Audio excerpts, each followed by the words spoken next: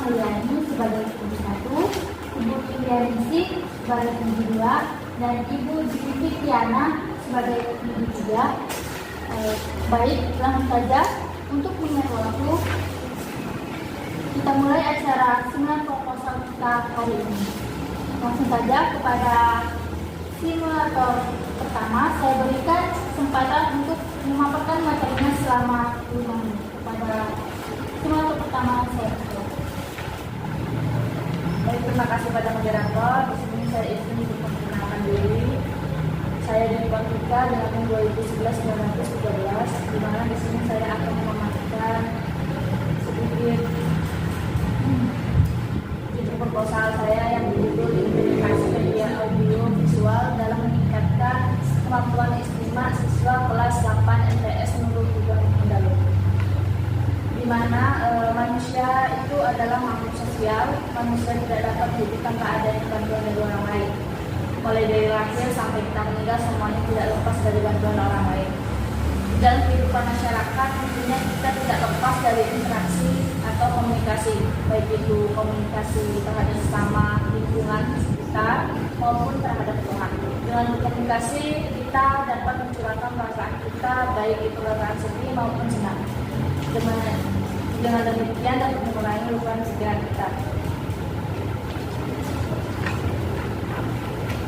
Dan di sini saya rumusan masalah yaitu adakah implementasi media audio visual terhadap kemampuan istimewa siswa kelas 8 MTS Nurul Huda Mendalu. Dan di sini dalam metode penelitian, di sini saya mengambil metode penelitian kuantitatif, di mana yang dapat diartikan sebagai penelitian yang berlandaskan pada filsafat positifisme, digunakan untuk meneliti pada populasi atau sampel tertentu, teknik pengambilan sampel pada umumnya. Dan di sini ada pada waktu untuk pengambilan penelitian, lalu ada polusi dan sampel, lalu ada teknik pengumpulan data yang dimana dari angket, dan observasi dan dokumentasi, dan teknik analisis data. Mungkin cukup sekian. Terima kasih kepada simulator 1. Selanjutnya saya silakan kepada simulator kedua dengan waktu yang sama untuk memaparkan PowerPoint. Terima kasih. Perkenalkan, nama saya Nurul Fadliyati dengan NIM 2011-927. Judul proposal saya yaitu pola pembelajaran kombinasi daring dan tatap muka pada masa new normal di kelas 10 sekolah menengah atas negeri 8 Kota Jambi. Latar belakang masalah: adanya virus 2019 atau COVID-19 menyebabkan kebijakan pemerintah, yaitu kebijakan pendidikan, yaitu di mana sekolah-sekolah mulai diliburkan dan pembelajaran yang mulainya tatap muka atau luring dengan terpaksa harus berganti dengan pembelajaran jarak jauh atau daring. Berdasarkan hal ini, terdapat kendala dari segi kesiapan infrastruktur yang belum menjangkau daerah-daerah tertentu sehingga kemampuan peserta didik yang belum merata. Terdapat kesulitan dalam melaksanakan kebijakan ini. Berdasarkan permasalahan tersebut, maka akan lebih terbaik untuk mengadakan penelitian ini. Rumusan masalahnya yaitu bagaimana proses pembelajaran kombinasi daring dan luring pada masa new normal di SMA Negeri 8 Kota Jambi. Kemudian, apa faktor pendukung dan faktor penghambat proses pembelajaran kombinasi daring dan tatap muka pada masa new normal di SMA Negeri 8 Kota Jambi. Juga, apa upaya peningkatan proses pembelajaran kombinasi daring dan tatap muka pada masa new normal di SMA 8 Kota Jambi. Jenis penelitian yang saya gunakan yaitu saya menggunakan penelitian kualitatif, di mana peneliti meneliti kondisi alamiah dari sekolah tersebut. Selanjutnya, instrumen penelitian yang saya gunakan yaitu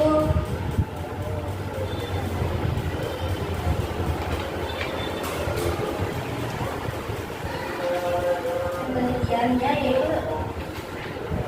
setting penelitian,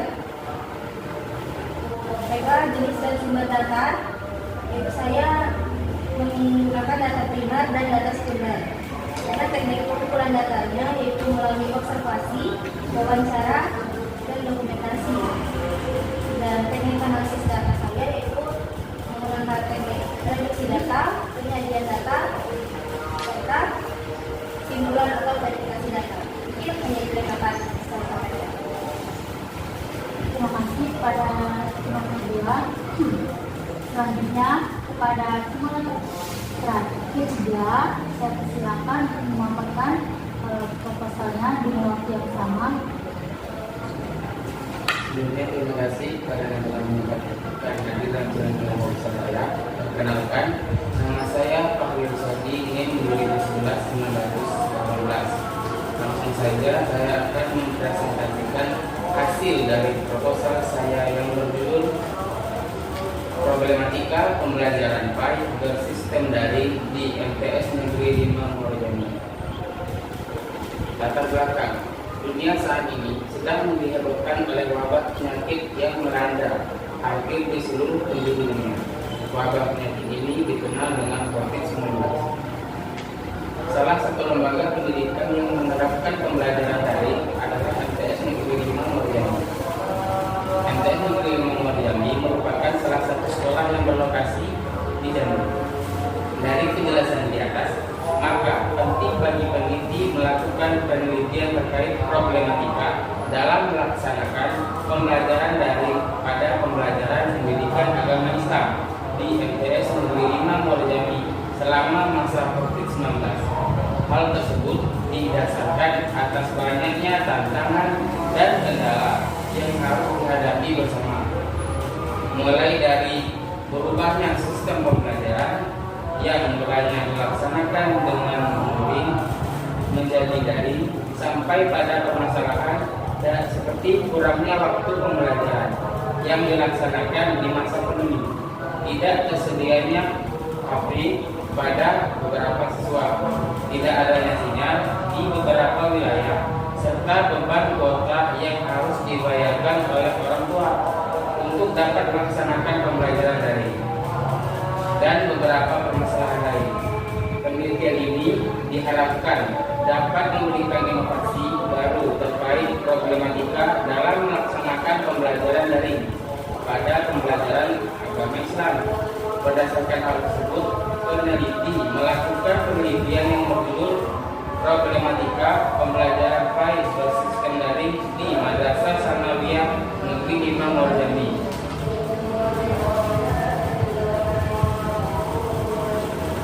Instrumen penelitian. Agar penelitian ini lebih terarah, terlebih dahulu peneliti menyusun kisi-kisi instrumen penelitian yang akan dijadikan acuan untuk membuat pedoman wawancara dan observasi.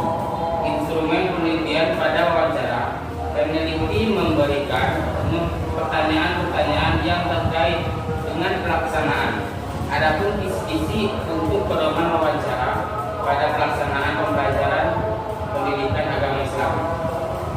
Teknik analisis data. Teknik pengumpulan data dalam penelitian ini yaitu data kualitatif. Pengumpulan data dilakukan pada natural setting, kondisi yang alamiah, sumber data primer, dan teknik setting pengumpulan data lebih banyak daripada observasi, wawancara mendalam, dan dokumentasi. Baik, cukup. Kembali ke Anda. Terima kasih kepada para penonton. Selanjutnya kepada para peneliti, saya silakan untuk memberikan pertanyaan kepada peneliti satu. Baiklah, saya ingin sedikit bertanya kepada peserta satu, yaitu mengapa Anda mengangkat masalah tersebut? Baik, terima kasih. Di sini saya mengangkat masalah tersebut karena melihat ada metode yang digunakan guru dalam materi istimewa itu kurang variatif dan kurangnya minat siswa dalam belajar bahasa Arab, khususnya istimewa.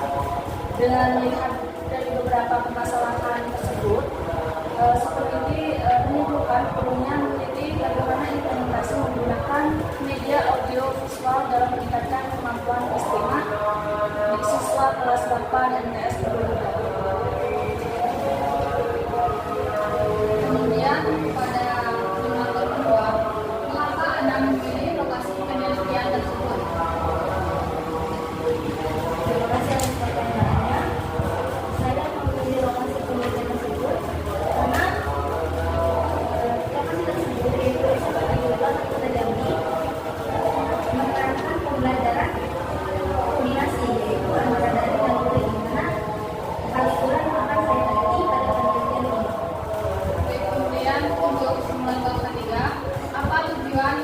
utarakan dari penelitian? Baik, berdasarkan rumusan masalah yang telah dirumuskan, penelitian ini bertujuan untuk: 1. Mengetahui problematika yang terjadi dalam pelaksanaan pembelajaran daring selama masa pandemi COVID-19 pada pembelajaran PAI di MTS Negeri 5 Muaro Jambi. 2. Mengetahui pelaksanaan pembelajaran daring selama masa pandemi. 3. Mengetahui upaya sekolah dalam mengatasi problematika yang terjadi dalam pelaksanaan pembelajaran daring selama masa pandemi di MTS Negeri 5 Muaro Jambi.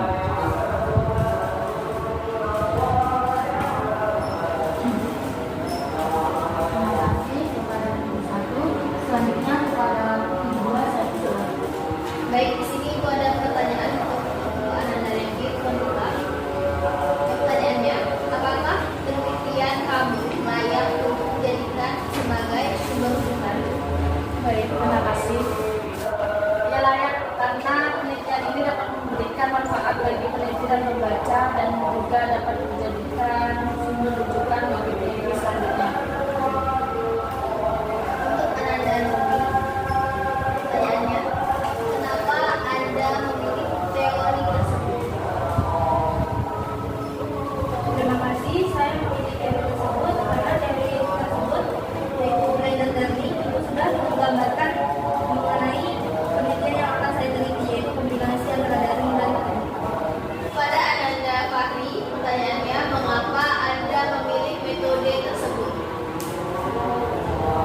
Pada proposal saya memilih metode penelitian kualitatif, yaitu untuk memahami fenomena dari berbagai sudut pandang dengan tujuan utamanya untuk menjelaskan suatu permasalahan yang ada. Penelitian kualitatif bertujuan mendapatkan pemahaman yang sifatnya umum terhadap kenyataan sosial dari perspektif partisipan.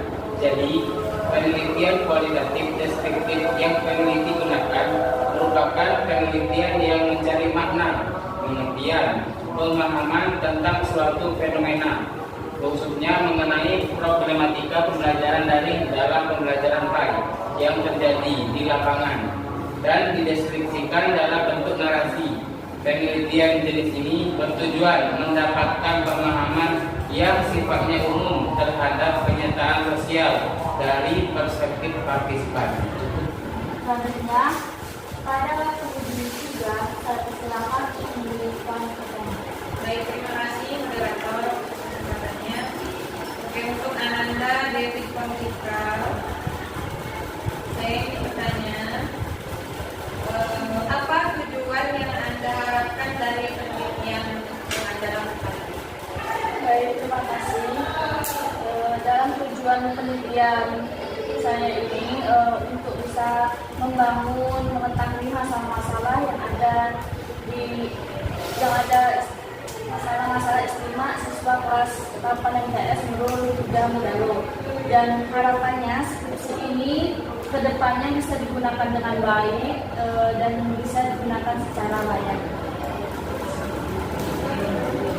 Selanjutnya untuk Ananda Hadiati, kenapa Anda mengangkat masalah tersebut? Kenapa Anda menjadikan itu sebuah masalah? Terima kasih atas pertanyaannya. Judul saya yaitu Pola Pembelajaran Kombinasi Daring dan Tatap Muka pada Masa New Normal di SMA Negeri 8 Kota Jambi. Yang mana hal ini adalah hal yang baru dilakukan oleh SMA Negeri 8 Kota Jambi karena adanya COVID-19. Jadi SMA 8 Kota Jambi harus adaptasi lagi dalam sistem pembelajarannya. Nah, dari adaptasi tersebut timbullah beberapa masalah, yaitu diantaranya apakah efektif pembelajaran kombinasi antara daring dan tatap muka, dan persiapan antara guru dan muridnya. Jadi dari situ saya menganggap itu sebuah masalah yang harus diselesaikan dengan meneliti pola pembelajarannya, sehingga saya bisa mendeskripsikan pola pembelajaran kombinasi daring dan tatap muka tersebut. Ananda Fahri Rosyadi. Silakan ya. Mengapa Anda memilih lokasi penelitian tersebut? Baik, terima kasih atas pertanyaannya. Karena tempat yang saya teliti tersebut terdapat problematika pembelajaran daring, sehingga saya mengambil tempat tersebut untuk tempat yang akan saya teliti supaya atau agar tempat tersebut lebih baik dalam pembelajaran PAI sistem daring tersebut. Terima kasih. Saya kembalikan kepada moderator. Terima kasih Pak kepada Pak Andi. Selanjutnya silakan kepada penguji untuk memberikan komentar mengenai proposal para penulis.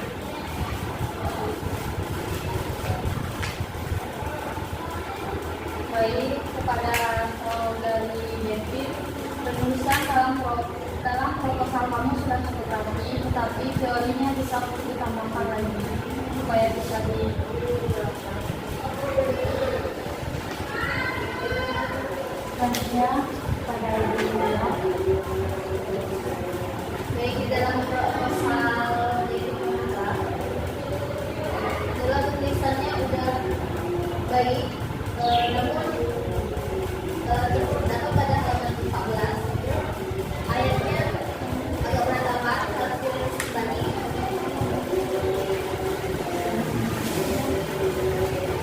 Detailnya udah bagus. Terakhir kepada Ibu Fitri. Terima kasih moderator. Di sini saya ingin memberi komentar sedikit kepada Ananda Fahri Rosyadi. Di sini mengenai latar belakang masalah cukup jelas. Nah, kemudian mengenai ini di bagian awal sekali, di bagian judul itu sebenarnya sangat sensitif. Apalagi di situ ada Ananda melakukan tulisan yang typo, seperti tulisan Sultan, di situ Sultan. Nah, kemudian ada spasinya juga, spasi per paragraf itu terlalu menjorok, jadi kurang bagus dan tidak sesuai IED.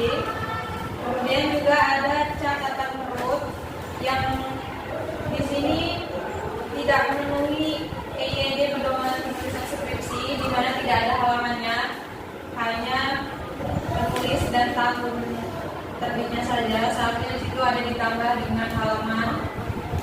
Nah, kemudian juga ada teori dari para ahlinya, itu agak masih kurang, mungkin ditambah lagi delegasinya. Terus ada juga ini bagian dapus, di bagian dapus daftar pustaka itu penulisannya seharusnya menggunakan jenis penulisan teks nomen ya, bukan ini itu salah. Itu harusnya diganti teks nomen dan tidak perlu menggunakan kurung. Baik, hanya itu saja dan terima kasih. Terima kasih kepada para pendengar. Bagaimana para penguji, apakah